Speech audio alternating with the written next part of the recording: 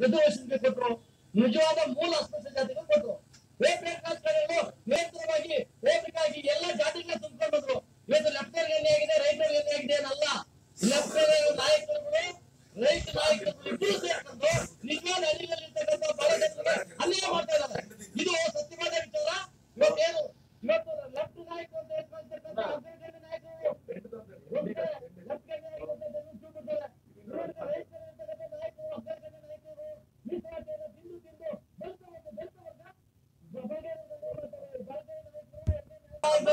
ವಿಚಾರದಲ್ಲಿ 6% ಮಾದರಿದ್ದೀವಿ, 5% ಒಲಿಂತಾರಲ್ಲ, ಇದು ಅಪ್ಪಟ ಸುಳ್ಳು, ಸತ್ಯ ಇವ್ರಿಗೆ ಬೇಕಾಗಿರ್ತಕ್ಕಂಥದ್ದು ನಾಯಕತ್ವದ ಹೆಸರಿನಲ್ಲಿ ದಲಿತರನ್ನ ಮಾಡುದು 6% ಇವತ್ತು ಸತ್ಯ ಹೇಳ್ತಾರೆ.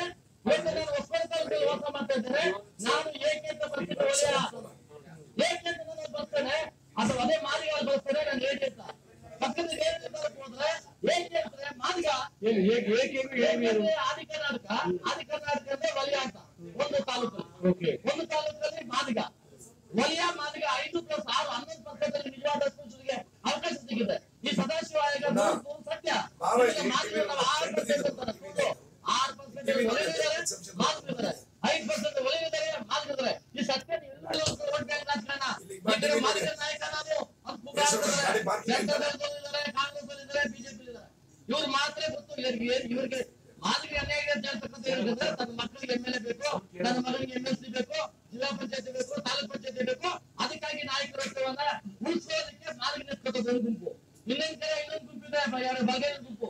ಇವ್ರೇನು ನಾನು ಅಖಂಡ ನಾಯಕನಾಗಬೇಕು, ಈ ದೇಶದಲ್ಲಿ ನಾನು 10 ಸಾರಿ MP ಆದ್ರು, 5 ಸಾರಿ MLA ಆದ್ರು, ನನ್ನ ಮಕ್ಕಳಿಗೆ ಮೀಸಲಾತಿ ಕೊಡ್ಬೇಕು, ನಾವೇ ಬದುಕಬೇಕು.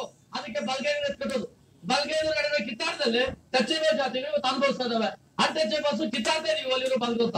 ನಿಜವಾದ ಸತ್ಯನ ತಿಳಿಸೋದ ಕೆಲಸ ಯಾವ ಸಂಘಟನೆಗಳು ಮಾಡ್ತಾ ಇಲ್ಲ.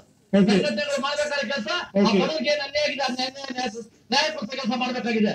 ಅದು ಮಾಡ್ತಾ ಹೋದ್ರೆ ನೀವು ಹೇಳೋ ಪ್ರಕಾರ ಎಡಕ್ಕೂ ತೊಂದರೆ ಇಲ್ಲ, ಬಡಕ್ಕೂ ತೊಂದರೆ ಇಲ್ಲ, ಸಮಸ್ಯೆ ಯಾಕೆ ನಿಂತಿದೆ ರಾಜಕಾರಣಿಗಳು. ಈ ರಾಜಕೀಯ ಅಧಿಕಾರ ಆಡಳಿತ ಬರ್ತಾ ಇದ್ದಾರೆ ಕಾಂಗ್ರೆಸ್ ಅವರು ವೋಟ್ ಬ್ಯಾಂಕ್ ರಾಜಕಾರಣಕ್ಕಾಗಿ ಅವ್ರು ನಿರಂತರವಾಗಿ ಅಧ್ಯಕ್ಷನಿದೆ ಇದರಲ್ಲಿ ಛಲವಾದಿಗಳು ರೋಗ ಮಾಡ್ತಾ ಇದ್ದಾರೆ ಅನ್ಕೊಂಡು ನಮ್ಮನ್ನು ಮಾಧ್ಯಮ ಸಮುದಾಯಗಳು ಸಹಿತ ಘರ್ಷಣೆ ಯಾಕೆ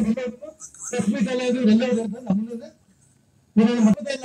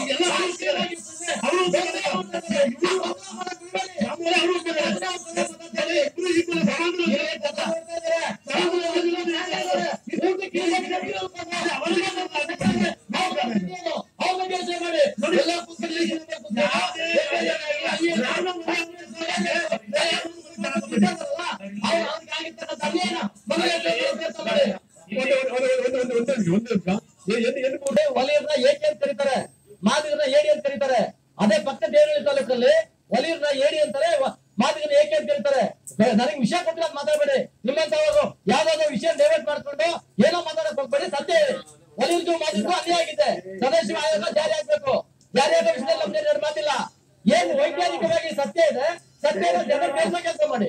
ಅದ್ರ ಮೇಲೆ ಚಿನ್ನಾರ ಮಾಹಿತಿ ಇಲ್ಲ. ಹೌದು, ಚಿನ್ನಾರ ಸತ್ಯ ಮಾತಾಡ್ತಾರೆ, ಅವ್ರ ಮಾಹಿತಿ ಇಲ್ಲ. ನಿಮಗೆ ಎಲ್ಲ ಗೊತ್ತಿರೋದಲ್ವಾ? ಹಾಗಾಗಿ ಸಮಸ್ಯೆಗಳ ಒಬ್ಬ ಮಾಡ್ತಾರೆ, ಒಬ್ಬ ಮಾಡೋದು ಬಿಡಿ. ನಾನು ನಿಮ್ಮ ಬಗ್ಗೆ ಗೌರವ ಇದೆ, ನನ್ನ ಬಗ್ಗೆ ಮಾತಿಲ್ಲ. ಆದ್ರೆ ವಲಯರು ಮಾತು ನಿಜವಾದ ಸ್ಪೃಶ್ಯರು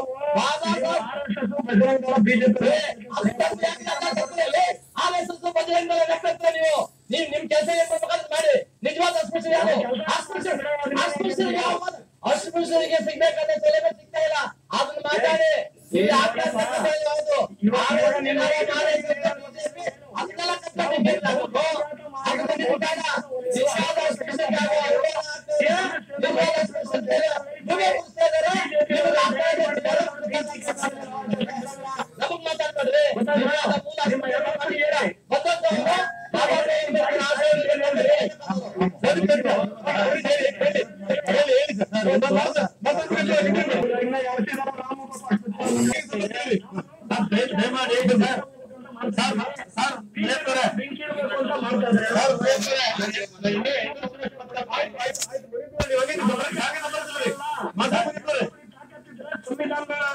ಸಂವಿಧಾನ ಕೆಳಗಡೆ ಓಟ ಮಾಡಿ ನೀವನ್ನ ಹೋರಾಟ ಮಾಡಕ್ಕಿದ್ರೆ ನಿಮ್ಮ ಸಬ್ಜೆಕ್ಟ್ ಡೈಲ್ಯೂಟ್ ಆಗ್ತಾ ಇದೆ.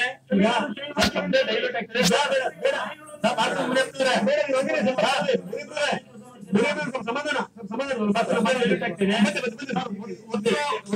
ಇವತ್ತು ಇಡೀ ರಾಜ್ಯದ ರಾಜಕಾರಣದ ಒಳಗಡೆಯಿಂದ ಹಿಡ್ಕೊಂಡು ಎಲ್ಲಾ ರಂಗಗಳಲ್ಲೂ ಕೂಡ ಒಳಮಾದಿಗಳು ಬಹಳ ಅನ್ಯಾಯ ಆಗ್ತದೆ. ಸತ್ಯ, ಇದರಲ್ಲಿ ಅನುಮಾನ ಬೇಡ. ಸಬ್ಜೆಕ್ಟ್ ಡೈಲ್ಯೂಟ್ ಆಗೋದು ಬೇಡ. ಸಿದ್ದರಾಮಯ್ಯನವರು ಇವತ್ತು ಏನು ವಿರೋಧ ಪಕ್ಷದ ಸ್ಥಾನದಲ್ಲಿದ್ದಂತ ಸಂದರ್ಭದಲ್ಲಿ ಬೆಳಗಾಂ ಅಧಿವೇಶನದಲ್ಲಿ ಜಗದೀಶ್ ಶೆಟ್ಟರ್ ಸಿಎಂ ಇದ್ದಾಗ ಸಚಿವ ಜಾತಿಗಳ ಸೇರ್ಪಡೆ ಮಾಡಿದ್ದು ಕಾಂಗ್ರೆಸ್ ಅವರು. ಆದ್ರೆ ಬಲಗೈನ ಅಗ್ರ ನಾಯಕರ ಉಗ್ರ ನಾಯಕ ಖರ್ಗೆ ಅವರು, ಎಡಗೈನ ಅಗ್ರ ನಾಯಕ ಉಗ್ರ ನಾಯಕ ನಮ್ಮ KS ಅವರು ಇಬ್ಬರು ಕೂತ್ಕೊಂಡು ಈ ಸಮಸ್ಯೆನ ಬಗೆಹರಿಸಬಹುದು. ಅವ್ರಿಬ್ಬರಿಗೂ ಈ ಸಮಸ್ಯೆ ಬಗೆಹರಿಸಬಾರ್ದು. ಒಲಿಯುವುದು ಮಾತುಗಳು ಕಿತ್ತಾಡ್ಬೇಕು, ಬೀದಿಯಲ್ಲಿ ಜಗಳ ಆಡ್ಬೇಕು, ಲಾಠಿ ಚಾರ್ಜ್ ಮಾಡಿಸ್ಬೇಕು, ಏನ್ ತಿನ್ಬೇಕು, ಈ ಮಾತುಗಳು ಏನ್ ತಿನ್ಬೇಕು, ಒಲಿಯುವುದು ಕೊಡ್ತದೆ ತಿನ್ಬೇಕು. ಇವ್ರಿಬ್ಬರು ನಾಯಕರು ಮಜಾ ಮಾಡ್ಕೊಂಡು ಈ ಖರ್ಗೆ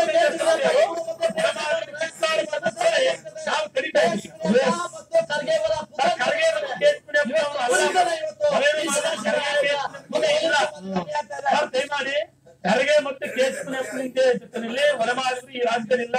ಅವ್ರಿಗೆ